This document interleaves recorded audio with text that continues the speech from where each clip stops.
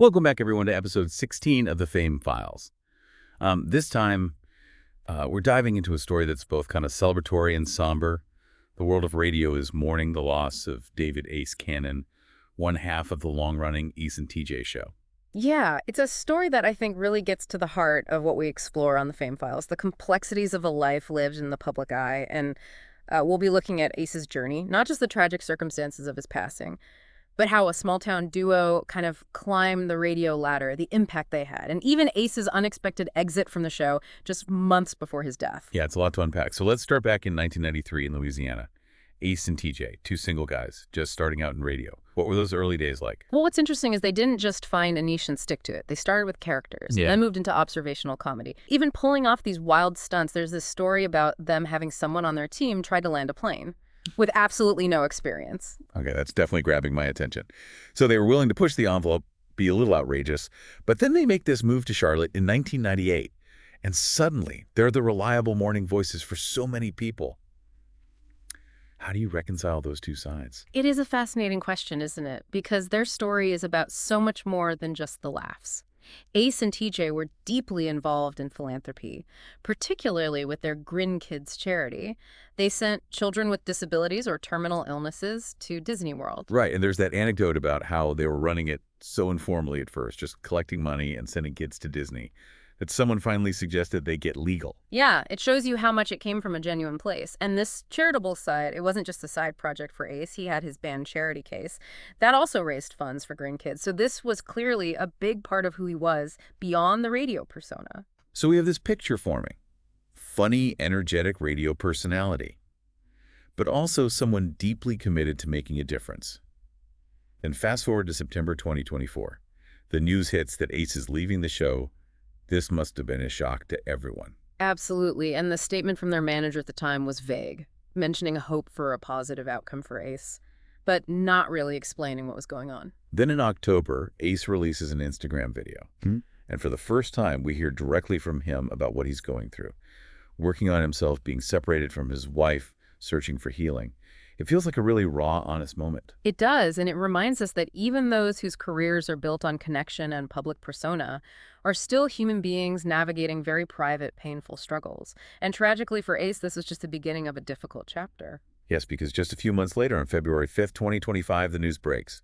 Ace has passed away at the age of 56. Various sources reported it, including confirmation from his sister. Yeah, it's important to acknowledge that the cause of death hasn't been made public, but what we do see is this outpouring of grief, of love, from listeners on social media, and these really heartfelt tributes from iHeartMedia's Charlotte. It speaks volumes about the impact he had. Yeah, it really does make you kind of stop and think about, that connection fans have with personalities like Ace. Yeah. Especially in radio. It's so intimate. They're in your car, your home every day.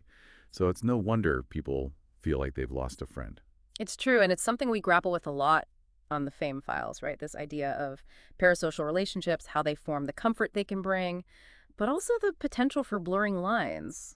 And Ace's story feels like a very poignant example of that. Definitely. And I think what makes it even more complex is Ace's willingness to be vulnerable, especially towards the end.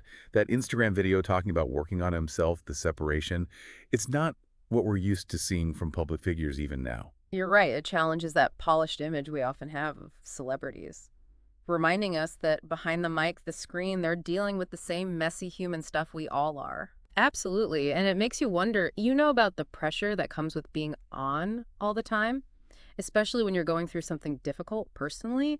Did that contribute to Ace's decision to step away from the show? It's impossible to know for sure, but it's something to think about. It is. And it's a question we ask a lot on the Fame Files. What toll does this level of fame take? Because for Ace, it wasn't just the pressures of the industry. He'd also experienced a profound personal loss with the death of his daughter back in 2020. That's right, and yet he continued to bring joy to others through his work, through Grin Kids, almost like channeling that pain into something positive, something that could make a difference. And he did make a difference. The outpouring from fans, colleagues, it speaks for itself. But before we get too far ahead, I think it's worth circling back to those early days, their rise to fame, because it wasn't just handed to them. Not at all, their journey. It's a reminder that success rarely happens overnight. What's remarkable is that they weren't afraid to experiment. They went from characters to observational humor to those outrageous stunts. That's a pretty diverse range. I keep coming back to that story about trying to land a plane with no experience. Yeah. Talk about a leap of faith, not only for them, but for whoever agreed to be in that cockpit. Right, but I think it speaks to something important about their success. They weren't afraid to take risks, to be a little reckless even, and that probably resonated with audiences. It also suggests they weren't taking themselves too seriously. And that seems to have carried through to their move to Charlotte in 1998. They become this fixture in people's lives. But it's not with a rigid, we're the experts kind of vibe. Exactly, and I think that ties into their philanthropic work as well. The Green Kids story, starting so informally, it shows you it wasn't about image for them. It was about genuinely wanting to help. And Ace's dedication to that cause went beyond just the charity itself. He had his band Charity Case, which was another way to raise money and awareness. This wasn't just something he did for good PR. It really wasn't, and I think that's what's so compelling about Ace's story. Yes, he was a funny, charismatic radio personality, but there was this depth to him, this commitment to something larger than himself. And that brings us back to those difficult final months. Knowing what we know now, that Instagram video takes on even more weight.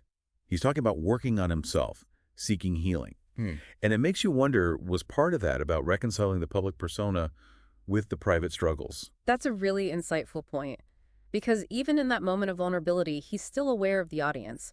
He's choosing what to share, how to frame it. It highlights the tension that so many people in the public eye must navigate.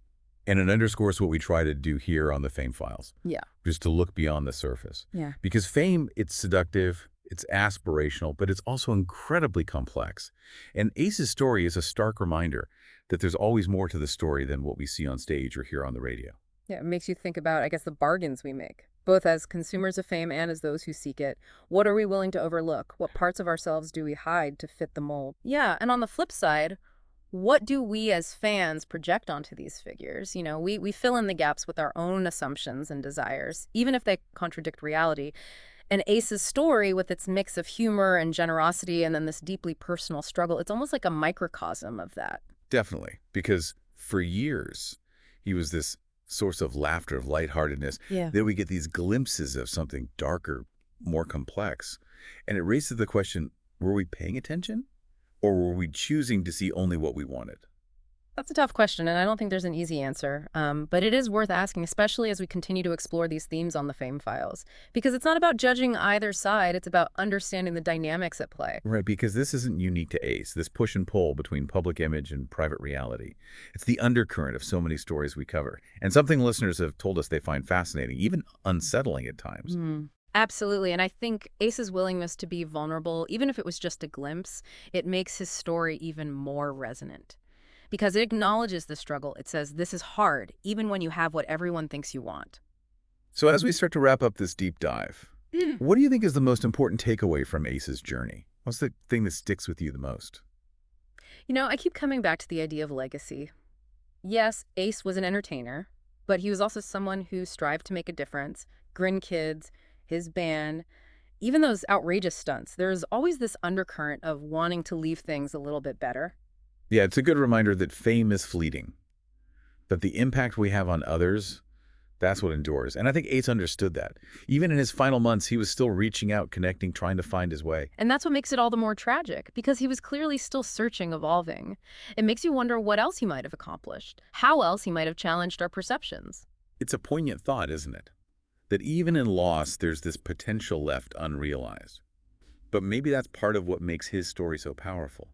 It reminds us that life is messy, unpredictable. And fame doesn't make you immune to any of it.